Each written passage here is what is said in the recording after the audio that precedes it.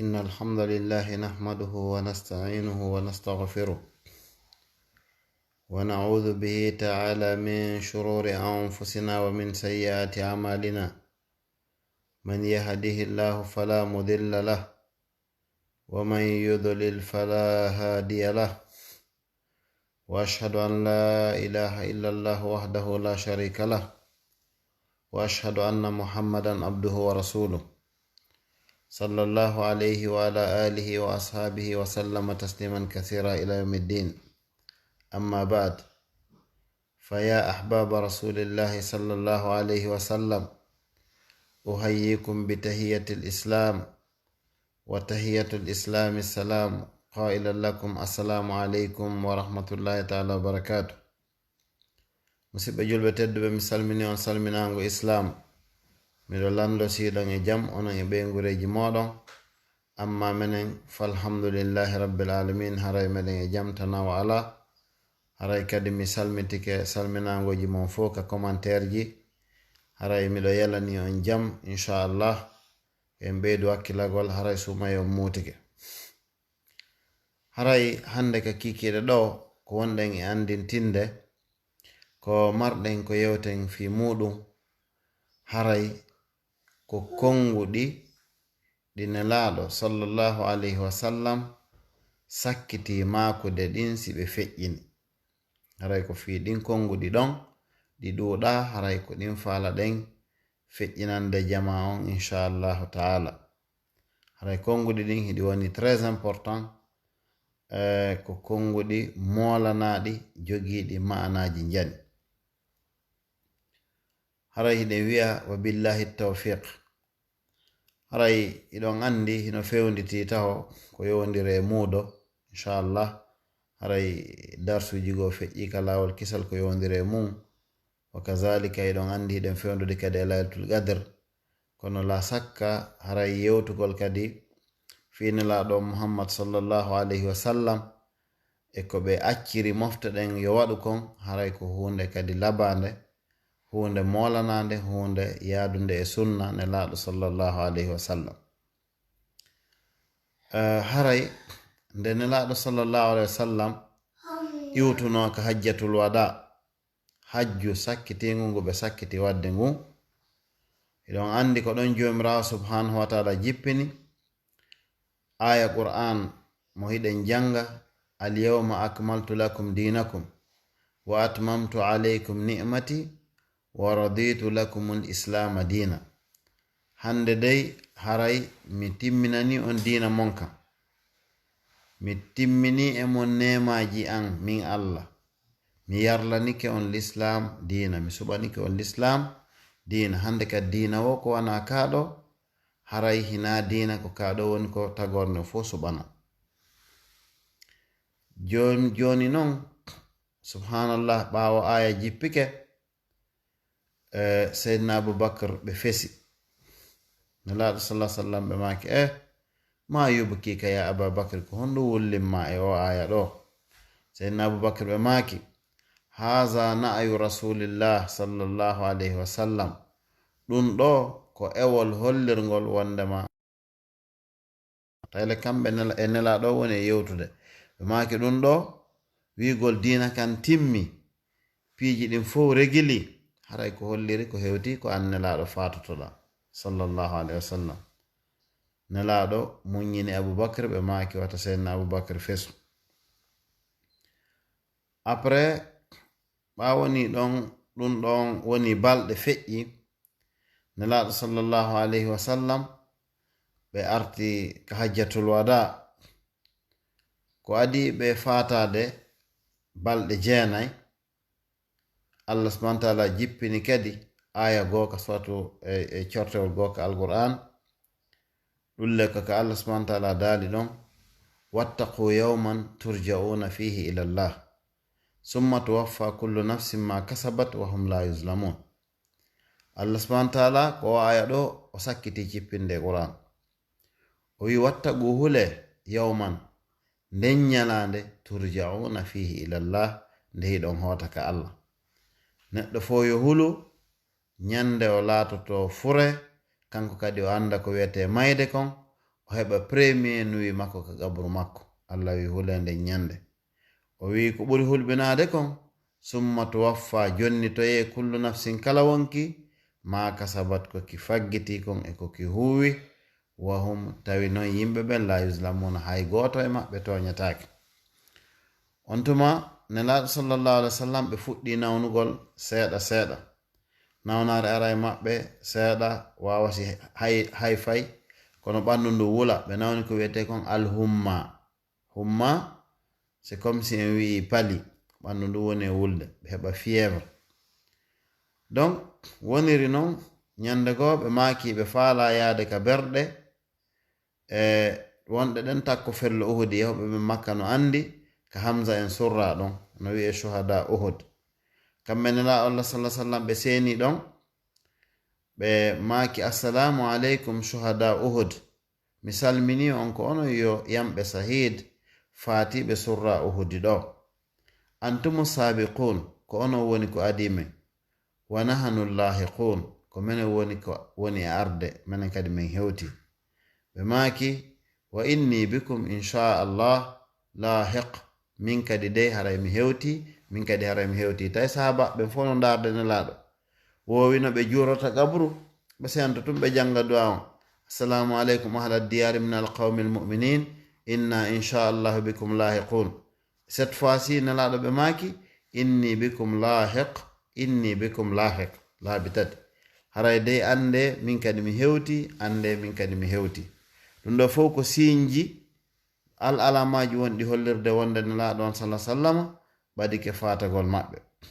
haray ɓe fesi, on tuma yimɓe ɓe landi ɓe maaki enen nelaɗo ko non ma fesinde, hiɗa fesude ɗo kere menen hinamen siɓɓe ma sahabaɓe ɓe wonduno ɓen. nelaɗo sallallahu alaihi wasallam ɓe maaki haray ko on siɓɓe an, kono no toon siɓɓe an aroyayɓe taw ɓe gomɗinilan ɓe yi'alilan, ɓe hittini fi ka dina ɗo mi tawaka, ɓen kadi ko ɓen woni siɓɓe an. ɗum haray ko enen woni ko fanda e muɗum, hiɗen gomni nelaɗo, hiɗen yiɗimo, hiɗen jaɓi mo, te en yi'ali mo kanko nelaɗo sallallahu alaihi wasallam.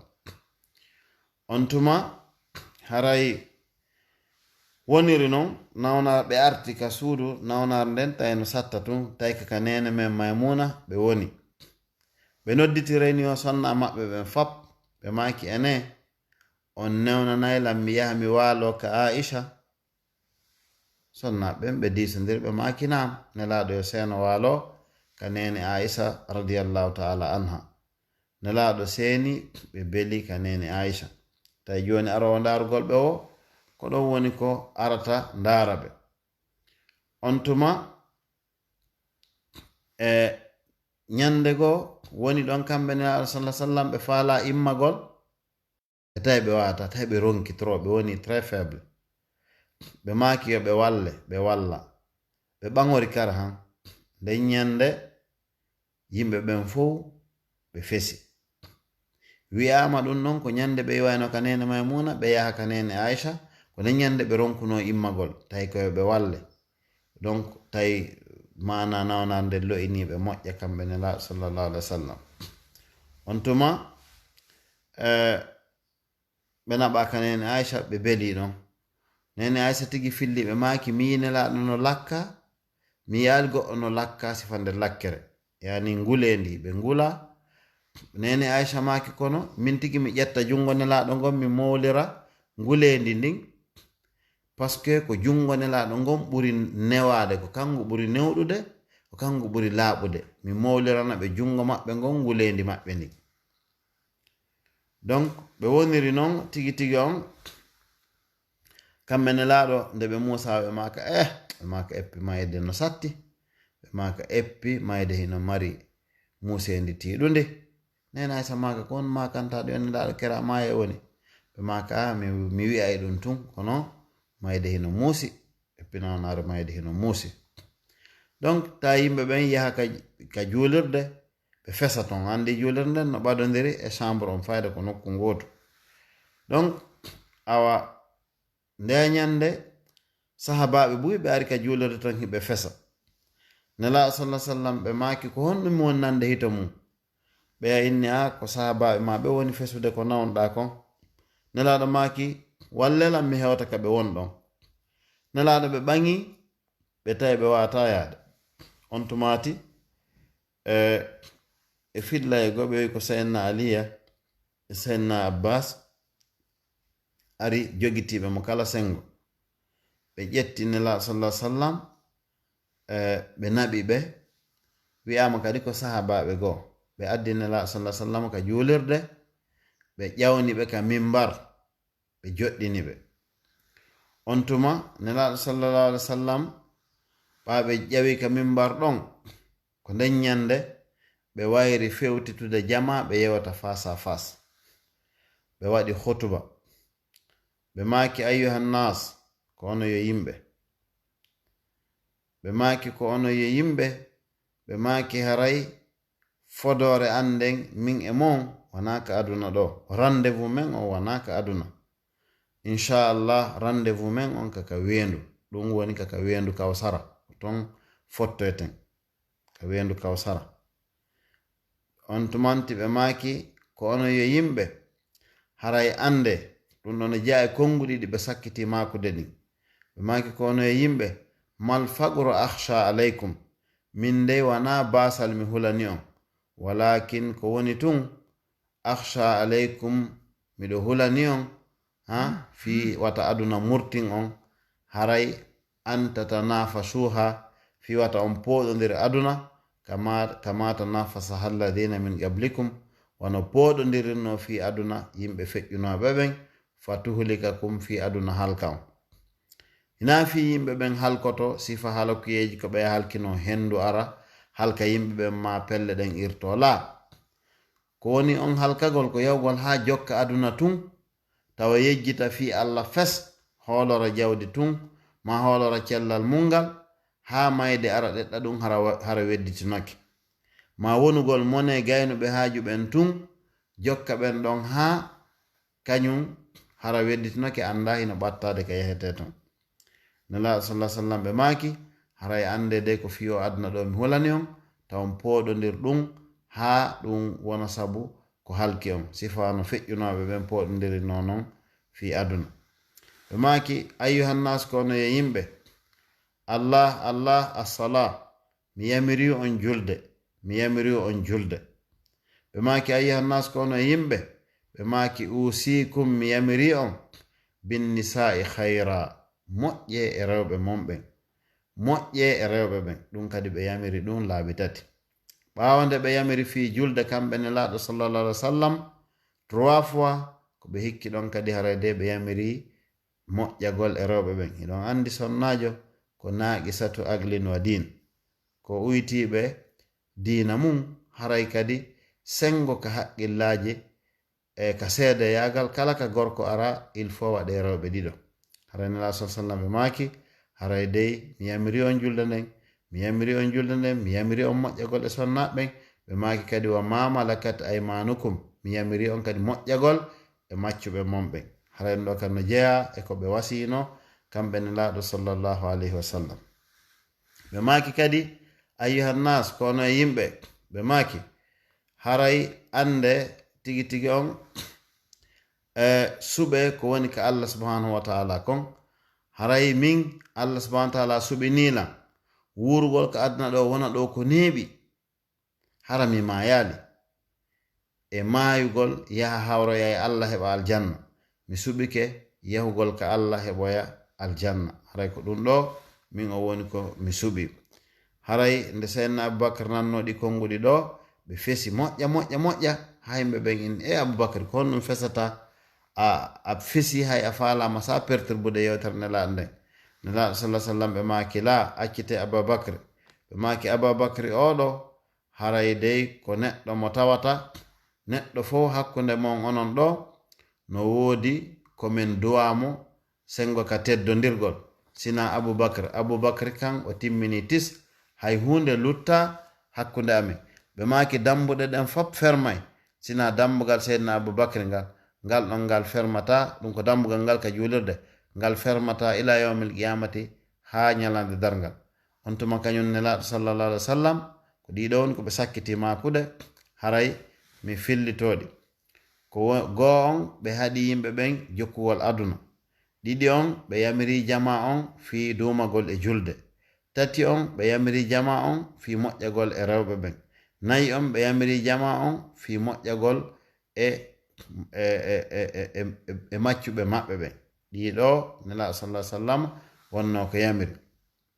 Otumati haray ɓe maki haray mi yamiri on kadi onon ɓe sahabaɓe ɗo salminanelan kala aroyɗo ɓaawo an tawa hino jokkimmi e nder mofte an ɗen, hollemo min Muhammad sallallahu alaihi wasallam mi salmini on tigi.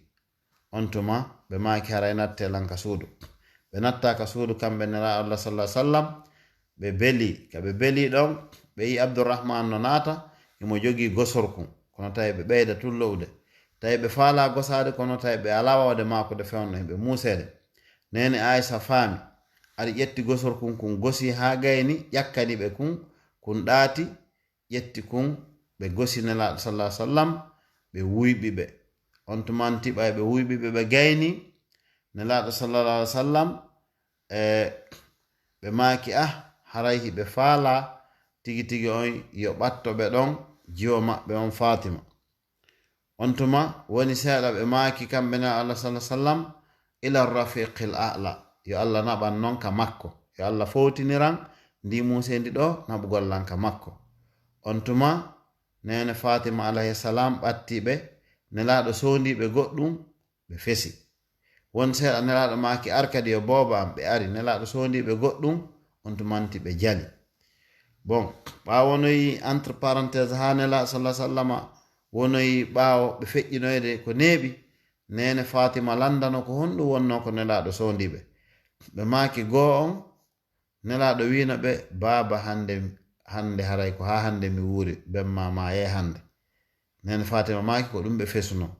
Ɗimmun ɗum ɓay nelaɗo nodditiɓe yeetiɓe inni ɓe anti sayyidatu nisa'il alamin, ko an woni patron rewɓe aduna on fop, ñande dalgal si fottoyama ko an woni reen on. Ɓe maki haray ko ɗum woni ko mi welti. On tumati kamɓe nelaɗo sallallahu alaihi wasallam ɓe waali ɗon seeɗa tahi ɓe muuse.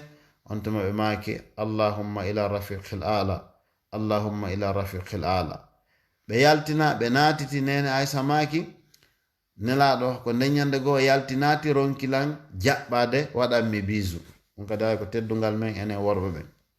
Ndeññande tum ɓay tawi hewtani nelaɗo nokkugo ko ndeññande tum wo nene Aisha ɓe naati ka maɓɓe ɓe ronki ɓadde bisu tawi hewti nokkugo. Donc sina ɗum ɓaare ɗen andi enen kadi mbuysi hewtiti rewɓen noon kadi ɓe acci hakke ko jaɓangol tun gorko on sako on faami.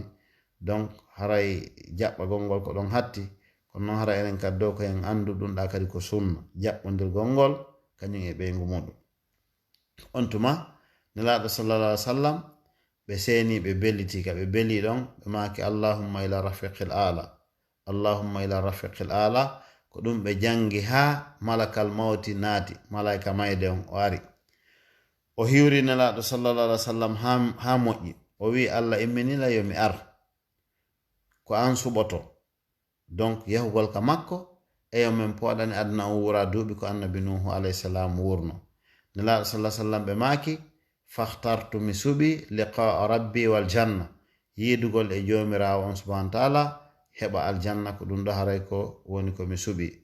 On tuma malaikajo on o wi assalamu alayka ya ruha muhammad, mi salminima ko ayo wonki nelaɗo, ayyuha ruh at-tahir, ko ayo wonki laaɓuki, fakhruji yaltu ila Allah subhanahu wa ta'ala yaha ka jomirawo tahiratan mardiyatan, ko a laaɓuɗo yarlaɗo teddinaɗo. ɗum ko wonki kin o woni yewtude wonki kin on tumanti ki yalti ka ɓandu nelaɗo sallallahu alaihi wasallam ki yahi woni nelaɗo on sallallahu alaihi wasallam feƴƴini haray ɗum ɗo koye hoore yaccade no wonki ki yaltiri fo no sifa ka defte, kono nde wonnon ɗo ko quelques minutes haray détail on no juuti mi ala sifade ko honno ɗum ɗon fo warri. Ala kulli haalin wonki kin ki yalti e hoore teddungal ki yahi ka joomi makki. Jon non nene Aisha ɓe maki mi andi nelaɗo feƴƴini kono mi suusali wowolde mi yahi sera e fesugol. Sahaba ɓen Seydina Umar seeni ɓe tawi nelaɗo feƴƴini ɓe maki non ko sifa ko annan Musa yahuno kan ka joomi mum ko ɗum nelaɗo kadi yahi ɗo. donc on andino ka qur'an fasara 40 layla annan Musa o yahno duuɓi balɗe 40 li miqati rabbi fi ahadi hakkude makko e Allah. awa ɗo nelaɗo sallallahu alaihi wasallam seydna Umar maki ko sifa ɗum woni ko ɓe yehi. goto suusali anon sude nelaɗo feƴƴini arɗo naatti ndaari ɓe o tawale ɓe feƴƴini. seydna Abubakar seenoyi ɓe ndaari ɓe tawi pellet nelaɗo feƴƴini sallallahu alaihi wasallam. ɓe fesi moƴƴa e hoore maɓɓe, ɓe ɓanti, ɓe yalti, ɓe dari ka damal kamɓe seydna Abubakar. ɓe maaki ayyuhan nas ko ono yimɓe foppumoɓi. ɓe maaki haray inna lillahi wa inna ilayhi raji'un. en fop ko Allah jeeyi en ko en hotaɓe ka Allah. ɓe maaki man kana ya'budu muhammadan, kala e mon laatinoɗo ko muhammadu rewata, fa inna muhammadan qad mat, haray muhammadu de o feƴƴini hande. wa man kana ya'budu llah, kala rewaynoɗo Allah subhanahu wa ta'ala, fa inna allaha hayyun la yamut, Allah ko o wurɗo o mayata. ɓe jangi aya on afa in mata aw qutila in qalabtum ala agabikum wa man yanqalib ala agibayhi falan yadurra allaha shay'a. ɓe jangi aya innaka mayyitun wa innahum mayyitun. an muhammadu ka mayowo, luttuɓen fo kadi ko mayoɓe. sahabajo go wi mi sikki on aya ko ndeññande jippi tellement ko mi tawi aya on no wonti nouveau e an. on tumanti ɓe waɗi programme fi surrugol nelaɗo sallallahu alaihi wasallam e jour ji arayɗi ɗi yeeso ɗon. haray qissa on no juuti, haray ko ɗum ɗo woni nelaɗo sallallahu alaihi wasallam feƴƴini.